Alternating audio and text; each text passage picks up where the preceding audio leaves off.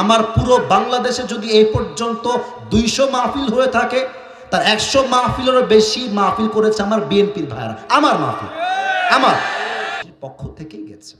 এত বড় একটা মাহফিল ভাই, একটা চারটিখানি কথা নয়। কি যে কষ্ট কমিটির উপর থেকে গেছে, এটা বোঝাবার ভাষা আপনার নাই, আমার কাছেও নাই। সারাটা দিন পাগলের মতো খেটেছে, মাথার ঘাম পায়ে ফেলে বুকের তাজা রক্তকে পানি করে তারা মাহফিল করেছে। আপনারা অনেকে জানেন যে বগুড়ার কোনো একটা মাহফিলে আমাকে একজন ভাই বাধা দিয়েছিলেন, এটা আপনারা হয়তো বা ফেসবুকে আপনারা দেখেছেন। একটা বিষয়কে আমি ক্লিয়ার করতে চাই। বিষয়টা হচ্ছে এই রকম যে ছোট্ট একটা কথা আমি না বলে পারছি না, যেটা এখানে আমার বিএনপির ভাইরা বসে আছেন। বিএনপির ভাইরা আজকে অনেক টাকাও দিয়েছেন। দেখেন, বাংলাদেশে এখন সবচেয়ে বড় দল হচ্ছে দুইটা। আমি রাজনৈতিক আলাপ করছি না, আমি যা বলছি নিরপেক্ষ কথা।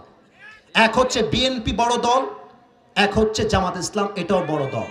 তো বিএনপিকে খালি আপনারা বলবেন এরা ইসলামকে ভালোবাসে না, কোরআনকে ভালোবাসে না, এরা খারাপ, এই সেই। আমি আসিফ হুজুর ক্যামেরার সামনে স্পষ্ট ভাষায় বলছি, আমার পুরো বাংলাদেশে যদি এই পর্যন্ত 200 মাহফিল হয়ে থাকে, তার 100 মাহফিলেরও বেশি মাহফিল করেছে আমার বিএনপির ভাইরা। আমার মাহফিল আমার। ইভেন আমি যত মাহফিলে গেছি, বেশিরভাগ মাহফিলে মাদ্রাসা চালায় আমার বিএনপির ভাইরা। আমি নিজে সাক্ষী। না, আমি কোন দলের দালালি করবার জন্য বলছি না, আমার কথাটা বোঝার ট্রাই করবেন।